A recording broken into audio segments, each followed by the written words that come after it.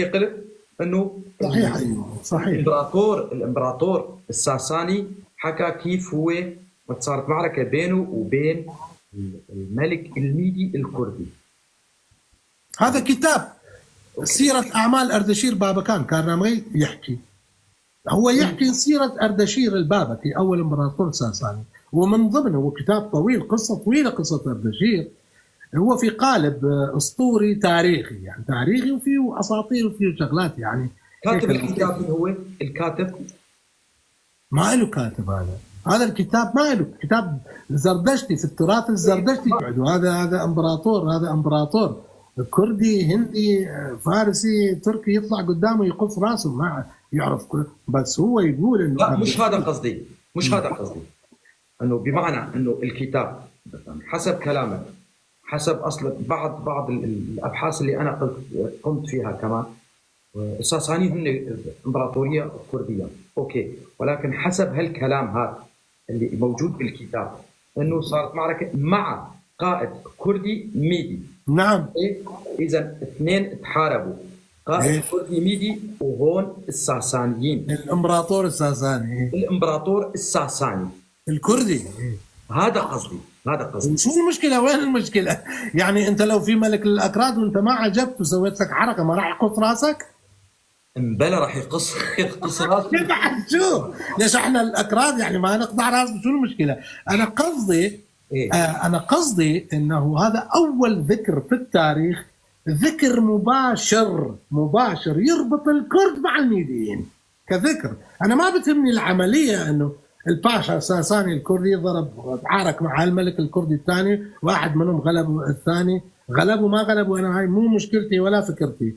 أنا فكرتي هي أنه هون في هذا الكتاب القديم الذي يرجع للعصر الساساني في ربط هكذا بين الكرد، اسم الكرد كلمة كردان، وبين كلمة ما. أنت ما تقدر تلاقي هذا الربط بسهولة يا أستاذي في مصادر أخرى، ما في ربط مباشر هيك واضح بين كلمة كرد وكلمة ميديا. هذا ما في هكذا. نعم هذا كان قصدي، انه قائد كردي مع قائد كردي يتقاتلوا بهالطرف، هذا يكون قائد كردي ميدي، بس بالعلم انه هو كمان كردي ساساني. هذا كردي ساساني ومن فارسي من منطقة فارس، من قلب منطقة فارس. أردشير كردي من أكراد فارس يا أستاذي. فارس، منطقة فارس التي عاصمتها القديمة صخر وعاصمتها الحالية شيراز، مرتع وموئل وأصل لقبائل كردية معروفة في التاريخ. طبعا فارس أو أردشير فضل. فارس أو فرس اسم منطقة وليس اسم للشعب. أيوة، اسألني ليش وكيف عشان أخدمك. ليش وكيف؟ أنت وين درست؟ شو كانت اسم مدرستك؟ جامعة دمشق. جامعة دمشق. منهاجك بيجي من حزب البعث لك باللغة العربية صح؟ أنا درست في خانقين أيضا من الصف الأول، وراها أعادوها علينا سنة ودرست عربي، ومنهاجي يجي من نفس الحزب البعث. أوكي؟ صح. وموضوع كل من يعيش على الأرض العربية فهو عربي، والسماء عربية والأرض. إحنا بنفهم التاريخ بصورة عربية يا أستاذي. إحنا التاريخ فاهمينه بطريقة العرب وليس بطريقتنا الأصلية. العرب تطلق على الإيران الآريين كلمة فرس، وتطلق على إيران شهر فارس، سواء كنت في جلولاء في نهاوند أنت في فارس عندهم. وإحنا رضعنا هذا من مدارسنا وصرنا نعتقد أنه منطقة فارس هم فرس، هم هذول اللي فرس قومية. ما في شيء اسمه فرس قومية، لا يوجد هذا الكلام، لا يوجد في التاريخ. وروح الإيران قول له شو ما تشهد، يقول لك أنا إيران شهري يعني إيران. كلمة إيران في اللغة البهلوية ما لها معنى، ما لها أي معنى. معناها الآري، جنس الآري. هم يعتقدون، الزردشتيين يعتقدون، هاي لازم هسه نحكي عن الدين الزردشتي. في الزردشتية في كتاب الأفيستا، الرب آهورا مزدا لما خلق الكرة الأرضية خلق منطقة خاصة يسمونها أيريانا فيجا. نص مذكور في كتاب الأفسطة يا أخواني. أول ما خلق أرض خاصة لشعبه، وبذر فيها بذرة تسمى أيريان شثرة. أيريان شثرة، البذرة الآرية. لأن الآريين هم الزردشتيين يا أستاذ يا حبيبي.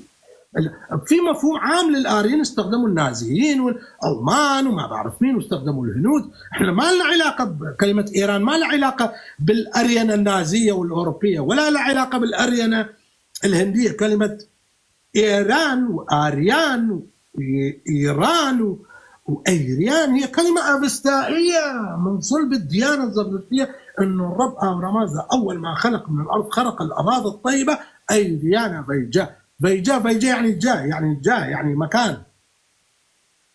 البذرة الآرية، البذرة تبذرت في هذه الأرض اللي هم الزردشتيين، وأصبحوا قبائل يسمون القبائل الآرية أيريزنتا. وعندما نقرأ هيرودوت واحدة من القبائل الميليدة اسمها أريزنتا بالمناسبة يعني. أريزنتا أحد القبائل الستة الذي شكلوا الحلف الميديا والدولة الميديا. على كل حال كلمة إيران وآريان ما لها علاقة بفرس.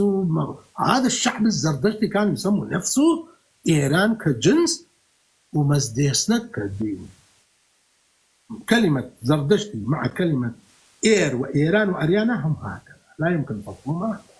لهذا في اللغة البهلوية يسمون هذا الشعب الزردشتي الذي يعيش في كردستان كلها بأكملها. حروبهم مع الرومان كانت على بلادهم الشمالية الغربية اللي هي كردستان يسكنها حاليا الكرد مع الروم، لأن الروم كانوا ينصرون هذول الناس. والزردشتيين ممنوع في الدين الزردشتي أن تخرج عن الملة الزردشتية.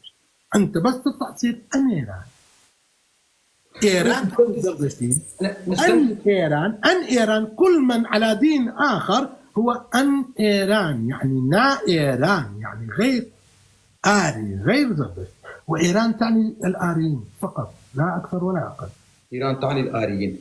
إيران وليس إيران. حاليا يقولون إيران بالإ والياء الثقيلة والراء والألف والنون باللغة البهلوية إيران وليس إيران. إيران تعني حاليا جمهورية إسلامية إيران اللي بتقتل فينا وبتدبح فينا. ما لنا علاقة احنا في هذا الإيران. قبل 1400 سنة إيران تعني بلاد الآريين. كلمة مقدسة في الدين الزردشتي. أنا إلى متى يعني أصيح؟ هذه حقائق دامغة. إيران تعني الزردشتيين بلاد، وإيران شهر تعني بلاد الزردشتيين. العرب ترجموها بعد الفتوحات الإسلامية فرس وفارس. بلي فرس وفارس. هو أصل البلاء كان هذاك الغزو من 1400 سنة. يعني أنا رجال أحب التاريخ، أنا أقول إنه صيرورة تاريخية يعني. إيه للأسف. الإسلام أيضا جزء من تراثنا، جزء أصلي من تراثنا. يعني نحن نتزوج، نطلق، نقوم، نقعد، نشرب على الطريق، فهو أيضا الإسلام جزء من تراثنا. لكن هذه وقائع تاريخية حدثت. نعم. لا أنا ما أقصد الإسلام كدين، لا أبدا. أنا أقصد الغزو بحجة نشر الدين. على كل من كل شيء ذكرته بيتضح لنا بشكل واضح إنه اللغة البهلوية هي اللغة الكردية. معناتها الساسانيين، الإمبراطورية الساسانية كانت إمبراطورية كردية.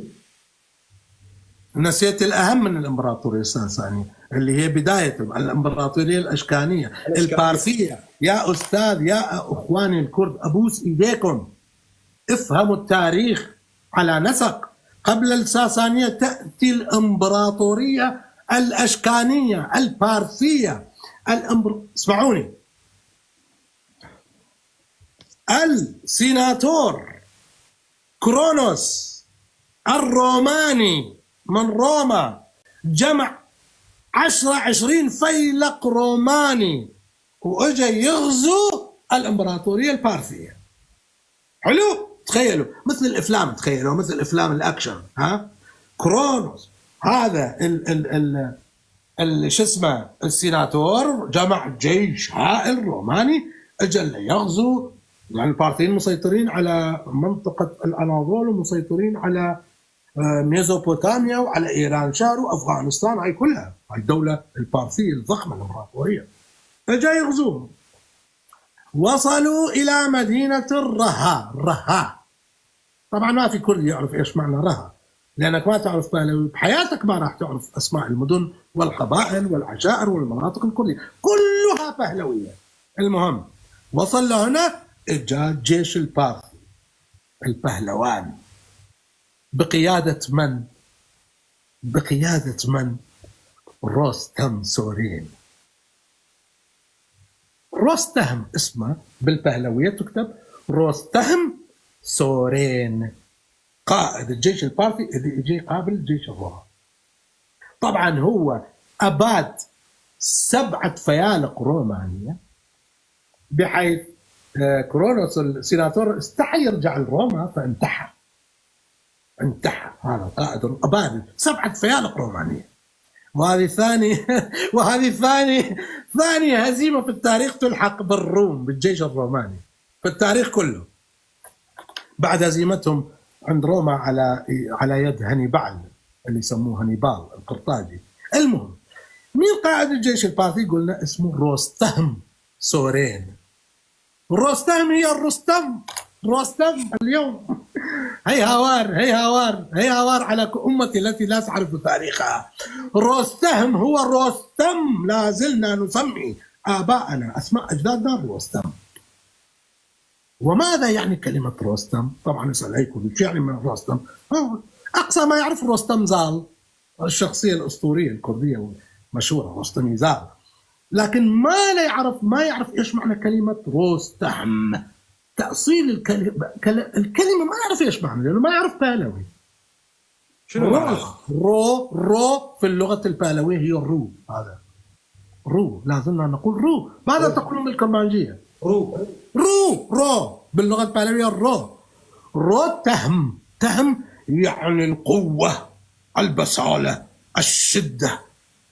ولا زال نحن نقول تهم. وهناك اسم تمينة في الكرد يسمون تمينة. رو يضيفوا له اس، مثل هو يعني جيد يضيفون له اس عشان تندمج مع الكلمة فيصير رستم. هذا هو اسم قائد البارثي رستم، التي هي الرستم اليوم في الكردية. اسم عائلته ايش؟ سورين. ايش يعني سورين؟ الإين مبيدة، مثل بالكردية نرمين، بفرين، نسرين، بروين. إين في نهاية كلمة سورين بينه. سور ايش يعني؟ إين وإين في البهلوية تحول الصفة إلى اسم. يعني نرم في اللغة الكردية يعني ناعم، صفة نرم، صفة ناعم. إذا بدك تحوله إلى اسم تسميه نرمين، تضيف له ياء ونون مثل البهلوي إين يحطون علشان يصير اسم نرمين أو نرمين. سور يعني إيش؟ أحمر. حلو لا سور مو يعني أحمر. اللون الأحمر باللغة البهلوية يقولون صخر اللي أصبحت سور في اللغة الكردية. سور يعني سوير باللغة الكردية، يعني شور باللغة الكردية، يعني مالح. ايش بتقولون المالح في الكرمانجية؟ شور. في السورانية يقولون سوير، يعني مالح، دلالة على الشدة والقوة. عائلة سورين هي إحدى هناك عائلة سورين وهناك عائلة كارين في أيام الأشكانية. هذول عائلتين مسؤولين عن كل شيء عسكري وحربي في الدولة البارثية، عائلتين حربيتين. فهذا رستم سورين هو من عائلة سورين، والتي تعني أهل الملاحة، يعني دمهم مالح، يعني ما بتقدر عليه. هاي الدولة الأشكانية يا أستاذي، وهذا هو رستم سورين. وهي معركة الرها اللي أبادوا فيها 7 فيالق رومانية، واللي فيها مذكور عظماء الملوك الأشكانيين مثل المعداد الأول وفرهاد الأول وفرهاد الثاني ولغش أيضا. والله في أشياء لو أعرضكم إياها عقولكم ما تتحملها اليوم، لهذا راح أعرضها. في تمثال يا في أشياء عقولكم ما راح تستوعبها اليوم. الدولة وجه المالح، نعم. الدولة دياكو، اسمك دياكو، حلو، دياكو أخ دياكو، وجه المالح، صحيح. دياكو، تعرف أن الدياكو كلمة يونانية؟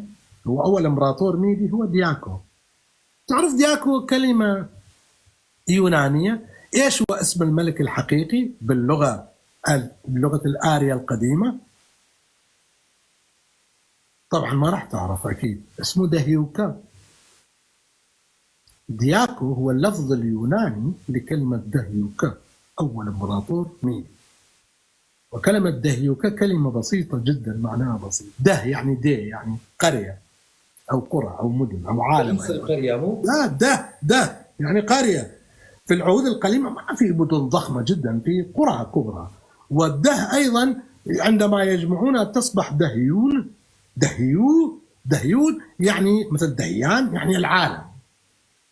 أوكي؟ فدهيوكا يعني فاعل، يعني عامل، يعني صانع، يعني باني. دهيوكا هو صانع العالم، يعني باني المدن، باني القرى. هذا هو اسم دهيوكا اللي اليونانيين ما يقدروا يلفظوا دهيوكا يقول بلغتهم، فترجموه إلى دياكو. واللي الكرد كلها سيقولون الإمبراطور الميدي دياكو، شا دياكو. طيب أنت بالعربي لو تكلمت قلت الإمبراطور الميدي دياكو نفهم، العرب يفهمون دياكو. لكن بالكردي لما تتكلم ليش تقول دياكو؟ قل دهيوكا، لأن يعني اسمه دهيوكا بلغتنا الميدية الكردية القديمة. دهيوكا ما فينا نقول كبير القرية؟ ايه القرية أنا هيك قلت. كا يعني صانع، من كا، فعل الكا. إيه يعني ملك القرى، يعني ملك المدن، يعني ملك العالم. دهيوكا. ولحد الآن ولليوم اذهب إلى مدينة خانقين أو انظر إلى جوجل، خرائط جوجل، هناك مجموعة من القرى حوالين خانقين اسم الواحد منهم دكا. دكا هي نفسها دهيوكا. طيب انت حكيت عن الدولة الأشكانية في بداية المقابلة. اصلا انت لا ننسى، مو نظل عفوا ولا مقاطعة، مو نظل نلزق في رب الساسانيين بس خلاص. ما قبلهم الأشكانيين أيضا ملكنا يا أخوان. شو هم الأشكانيين شوية بالتاريخ، 400-300 سنة حكم الدولة البارثية. اكتشفوا البطارية، أول من اكتشفوا البطارية البارثيين عاصمتهم تيسبون يسموها بالعربية طيسفون التي يسمونها أيضا المدائن. نعم، أشكاليين مهمين، كيف نعبر عليهم مرور الكرام نمر عليهم. شو أهمية اللغة البهلوية إلنا ككرد ولتاريخنا هذا؟ لا ليش أهمية؟ تفضل. لو مسكت أي كتاب كردي تاريخي من أي مؤرخ كردي، من أي مؤرخ أجنبي، من أي مؤرخ عربي، منذ غزوة الإسكندر إلى عصر الدولة الأشكانية، مدة طويلة جدا من الزمن، إلى عصر الدولة الإسلامية قصدي، نحن لا نعرف، لم نكن نعرف أن الأشكانية لهم علاقة بنا أو أنه الساسانية. مجددا اكتشفنا هذه الوثائق، أنا اكتشفتها قبل 6 سنين وبدأت التحدث عنها. من ذلك العصر إلى عصر الإسلامي فترة 1000 سنة غائبين نحن عن الساحة. لولا هذه الوثائق البهلوية باللغة البهلوية ما كنا نعرف أن لنا أي علاقة مع الأشكانيين أو الساسانيين، مع العلم، أحداثهم، أشيائهم، مدنهم عندنا نحن. بدون هذه اللغة البهلوية واستقراء التاريخ منه، نحن نعتمد في تاريخنا، الكرد يعتمدون. عندنا مصدرين للتاريخ الكردي أساسيين. المصدر الأول هو كتاب المهم العظيم الذي لا يتحدث أيضا عنه الكرد كثيرا، كتاب الشرفنامة لشرف خان البدريسي، أعظم كتاب وهو المصدر الكردي الوحيد في تاريخه الذي كتبه كردي منا وفينا. هناك قبله ابن الأثير الجذري العظيم الجزري من جزيرة من عندكم، من مناطقكم. جزيرة بوطان. نعم. ابن الأثير الجزري الذي كتب الكتاب الكامل في التاريخ، لكنه يكتب ويذكر الكرد كثيرا، لكنه كتاب عام عن التاريخ الإسلامي.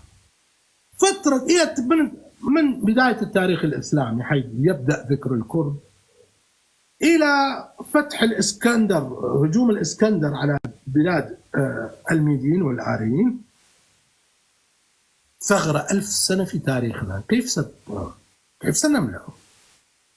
كلما نروح إلى شارزور إلى السليمانية ينبشون الأرض يستخرجون كلها مكتوبة بالبهلوي. أخبارنا هي في هذه الوثائق البهلوية، ونحن نستطيع أن نستخرجها بأنفسنا. أنا ذكرت كيف طلعنا تاريخ من كتاب كارنامجي أردشيري بابا كان، كيف عرفنا أنه أكرادهم الميديين فعلا بالضبط. وثيقة تاريخي، هذا الدليل اللي بعد ذاك أنتم كم مرة ناقشتوا ناس وقالوا لكم الميديين مش أكراد، الميديين ما لهم علاقة بالأكراد، كم مرة استطعتوا تجاوبوا عليهم؟ ما تقدر تجاوب، يعني ما في ايدك وثيقة تاريخية حقيقية تربط اسم الكرد باسم الميديين. مثل هذا كرد منه جاي، اي واحد يقول لكم الميديين مش اكراد ما لهم علاقة بالتاريخ، قول له كردان شاهي، لا تقول لك كل كذا وكل كذا، لا تقول له يا ابن الكذا وابن الكذا، قول له كردان شاهي ما هيك. كردان شاهي، ما كلمة كردان شاهي ما هيك في كتاب كارنامجي أردشيري بابا كان سيرة أعمال أردشيري، دليل على أن كلامك كله خرطي، كلامك كله ما يسوى درهم ما يسوى فلس، لأن هذا مذكور في وثيقة تاريخية قديمة من العصر التاسع. قلت من وسكت هذا مثلا هيك نطلع تاريخنا من هاي الوثائق البهلوية الموجودة والله في كل مكان، بس نحن الكرد ما نعلم، في إيران يدرسوها، نحن ما نعلم بها. نحن ما نعلم بشيء وما لنا خص بشيء ولا نهتم بشيء للأسف. نحن مبنجين مخدرين مغيبين نحن الكرد. آن الأوان. ليش طيب نص الكرد يتكلموا إنجليزي وألماني بطلاقة؟ ما نص، كم مليون كردي في ألمانيا؟ والله ما بعرف كم مليون كردي، ما يقدروا يروحوا زيارة، ما يقدرون يروحوا زيارة. فرانكفورت جنبهم، هي معهد فرانكفورت للغات القديمة، يبعث ولد من أولادهم يشوفوه يحب التاريخ، روح ابني روح ادرس بمعهد فرانكفورت للغات القديمة وتعلم لنا البهلوي وتعلم لنا الأشكاني وتعلم لنا الصافاني. صعبة شو لا. حتى ببلاش الدراسة عنده، لكن مثل ما قلت إن شاء الله يصير هيك. إذا أهمية اللغة البهلوية للكرد ولتاريخهم يعني أمر عظيم جدا، يوثق التاريخ الكردي. نعم، يوثق التاريخ الكردي، أدلة قطعية على أنه الميديين هن كرد، أشكانيين كرد، الأشكانيين هن كرد، والساسانيين هن كرد. الساسانيين أصلا هن يعني بيحكوا كردي. فبالنسبة للغة يعني بيبرهن أنه الاهتمام، طبعا أهمية اللغة البهلوية وحسب ما فهمت منها أنه عظمة اللغة الكردية وكل شعوب المنطقة آخذة من اللغة الكردية. هذا موضوع ثاني. أنا لو أحكي لكم والله أنت ما عندك شعر مرتاح، اللي عنده شعر راح أنا العربية لو في يوم راح أخصص موضوع عن الكلمات البهلوية هي كردية بطبيعة الحال في اللغة العربية وفي لغة القرآن نفسه، راح تتفاجئون. أنتم يمكن كل واحد منكم يعرف كم كلمة. لا كلمات في قواعد اللغة العربية وأصبحت تصرف. يعني استبرق كلمة في القرآن هي استبرق في اللغة البهلوية، استبرق صارت استبرق، لكن استبرق بقت ككلمة واحدة عربت من استبرق ولا تصرف، يعني ما نقدر نسوي منها فعل وفاعل ومفعول به. لا، في كلمات عربية تصرف، فعل ماضي منها، فعل مضارع، فعل أمر، اسم فاعل، اسم مفعول به، هي من أصل البهلوي. هاي مفاجآت فيما بعد، لأن تفاصيل كثيرة جدا يا أستاذ علي كولو.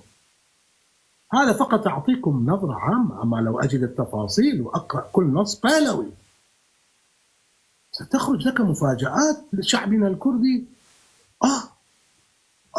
هذول إحنا معقول؟ والله ما راح يصدقون إنه هذول إحنا، مع العلم بيحكوا بلغتنا. في نص آخر شيء مهم اذكروه، إذا قدرتوا تكتبوا اكتبوا.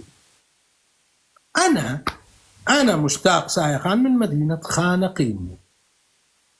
خانقين تقع في كردستان الجنوبي على حدود إيران. المدينة التي بعدنا في كردستان إيران، في خط حدودي بيننا هي قصر شيرين. بعد قصر شيرين تأتي مدينة سربيلزاب إلى أن تصل إلى كرند وكرمانشاه. حلو؟ في نص مانوي من الديانة المانوية باللغة البهلوية. النص رقم كل نص بهلوي له رقم. رقمه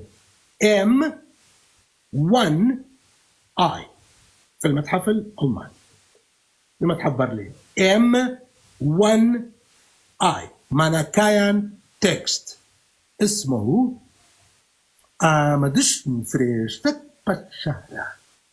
آمدشن فريشتك بتشهران.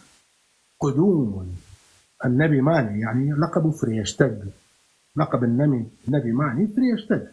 فريشتك يعني ملاك ويعني رسول، كما هي في الكردية. نحن نقول فريشتا، في سليمان نقول فريشتا، نقول باري.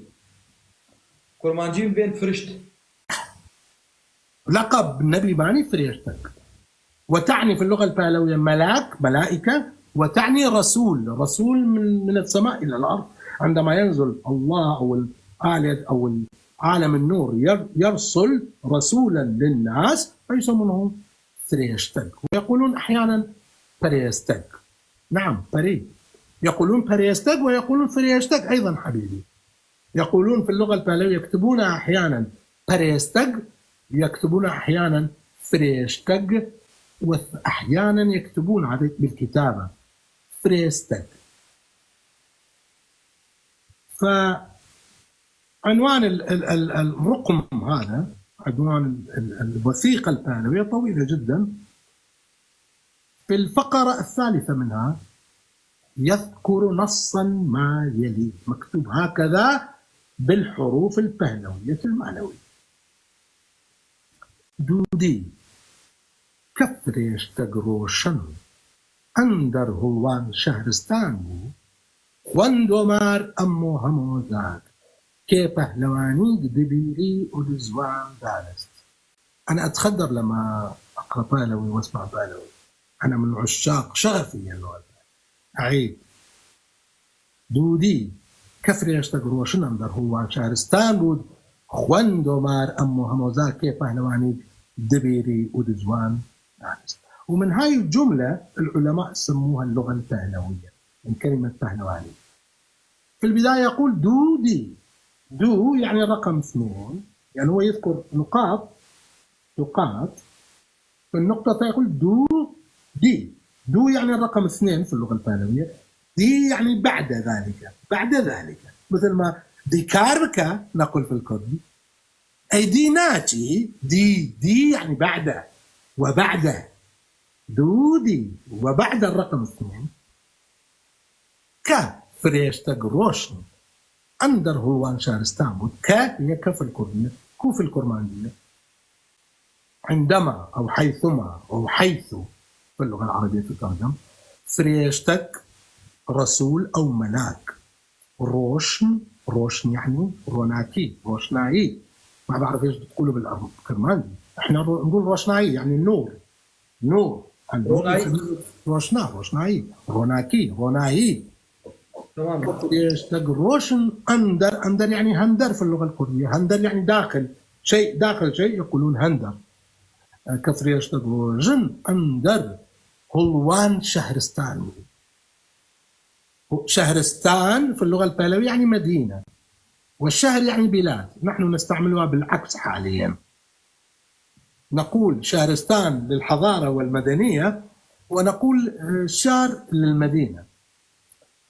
كان في مدينة هلوان بعدين راح نجي للاسم. خوند يعني خوانست، يعني قرأ. ايش بتقولون بالكرمانجي؟ قرأ. خوند نفس الكلمة البهلوية قبل 1800 سنة مسجلة باللغة البهلوية وبالحروف. خوند او يعني بو قلنا.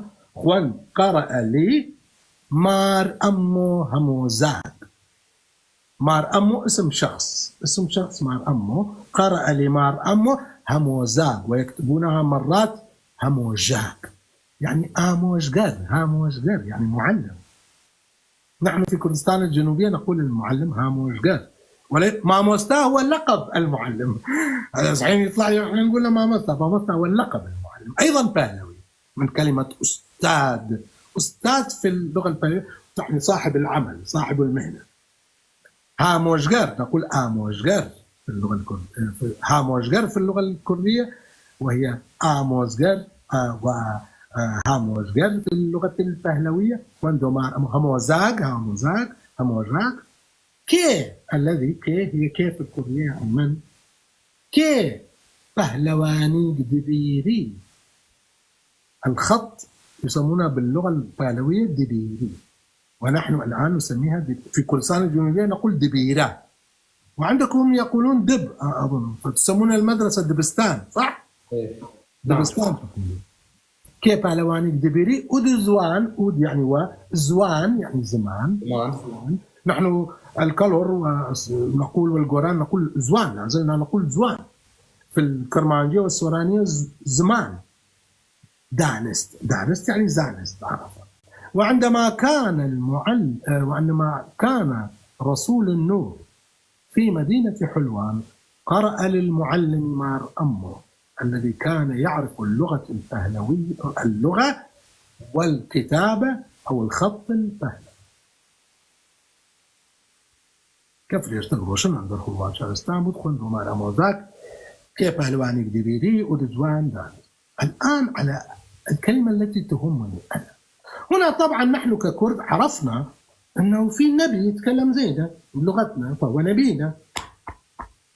فريشتاق روشن النبي ماني ابن بديق نبينا لأنه يتكلم زينا. شو السبب؟ شو هو السبب اللي اللغة اللي يتكلم بها النبي ماني ابن بديق اللي لقبه فريشتاق روشن رسول النور أو ملاك النور يتكلم بلغتنا؟ يعني مثلا النبي ماني اشتغل محرك الزمن ورجع اتعلم عندنا ورجع لزمن ويتكلم كيف لحد؟ ليش لغته تشبه لغتنا؟ سؤال منطقي بسيط. غير احنا منه وهو منا، ولا ليش لغته هي لغتنا؟ هنا عرفنا انه عندنا نبي ماني ابن كردي ابن كردي، خلاص انتهى، نحن احفادهم. وعرفنا انه النبي ماني كان يقرأ وعنده أتباع مثل ما رأبه. وعرفنا أنه كانت عندنا مدينة اسمها إيش؟ حلوان كما تذكر النص. وعرفنا بالتأكيد 1,000,000% 150% مليون أنه عندنا لغة قديمة مو اسمها لغة كردية، لا، اللغة الكردية هي منها اسمها زواني بهلوانيك، اللغة زماني بهلوانيك، اللغة لغتنا. وعرفنا أن لها خطا وملك. هذا هو استقراء التاريخ، هذا استقراء تاريخ. إذا أجاك واحد قال لك أنت وين عندكم حضارة تكتبون، ولا لك يا ابن الكذا والكذا، جيب له هاي النصوص البهلية اضربها في وجهه، قول ما هي مكتوبة بلغتنا. هيو تعرف كردي عشان أقرأ لك وترجم لك؟ روح جيب قاموس كردي تعال.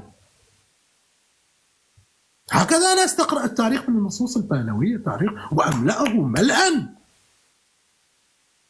نعم يا عرفنا حلوان كان اسمها حلوان. أيوة أنا لسه ما أجيت عليه، خلي هذا له شغلة خاصة عندي، لهذا راح أفصله.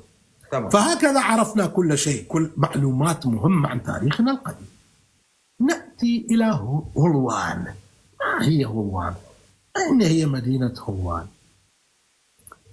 في العربية يسمونها مدينة حلوان. كاتب عليه حتى شو اسمه الياقوت الحموي كاتب عليه، المؤرخين العربيين كاتبين عليه هي أول مدخل بلاد الجبال. تعرفوا ايش هي؟ هي منقرضة، المدينة مهدمة حاليا. هي مدينة زهاو القديمة. زهاو في دشت، عندنا دشت غاد من قانقين في حدود يسمى دشت في زهاو، سهل وزهاب، فيها مدينة خرائب اسمها زهاو القديم. هي هاي مدينة هولوان. طب شو يعني هولوان؟ هولوان هو الاسم الذي يمر به، والتي كانت المدينة مسمية على اسمها. يا اما المدينه مسميه على اسم النهر الذي يمر به، او ان النهر سمي باسم المدينه القديمه، وعلى الاغلب النهر سمي باسم المدينه. نهر ألوان الذي يمر من مدينه الحبيبه خانقين. نهر القديم نهر هولوان، نهر هولوان التي على اسمها اسم مدينه هولوان، ينبع من الجبال القريبه من سربيل ذهاب، يمر بمدينه هولوان وبقصر شيرين، ثم يدخل مدينة خانقين، ولا زلنا نسميها نهر الوند بالعربية، الون بالكردية. الون. أرجو أن يكون هناك مشاهدين من خانقين هنا لكي يفتخروا بهذا الاسم، نهرنا الذي يمر من مدينتنا مكتوب لا، نهر الوند بالعربية يسموه الوند، ألف لام واو نون دال. نهرنا احنا بالكردية نسميه الون، نهر الون. الون الون باللام الثقيلة. الون. الون تمر من سربيل ذهب، من قصر شيرين، والون رحم الله والديك. و كاكي جان اسماعيل تخل خانقيني وصرت تشاو انا عزيز اليوم دي ناو الون، ناو الون لناو سرچاوي پهلوي نوسيارا كورجا 1800 ساله. كيف كفريشتك روشن اندر هولوان شهرستان بود خوندو مانم هولوان شهرستان كناوغي مايا لزوان مان الون. فهذه لا معزة عندي، اسمحوا لي يعني خاطب طلع الأخ إسماعيل من خانقين من عندنا. النهر الذي يمر من مدينتي مكتوب في نص بهلوي عمره 1800 سنة. إيش بدك بعد ياكل؟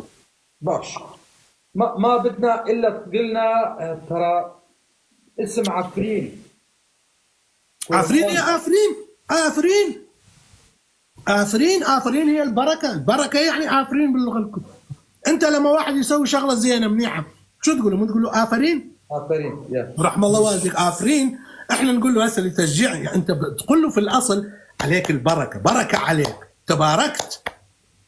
يعني البركة هي عفرين باللغة البهلوية، مذكورة يعني باللغة البهلوية عفرين. في 300,000 مليون موقع كلمة عفرين.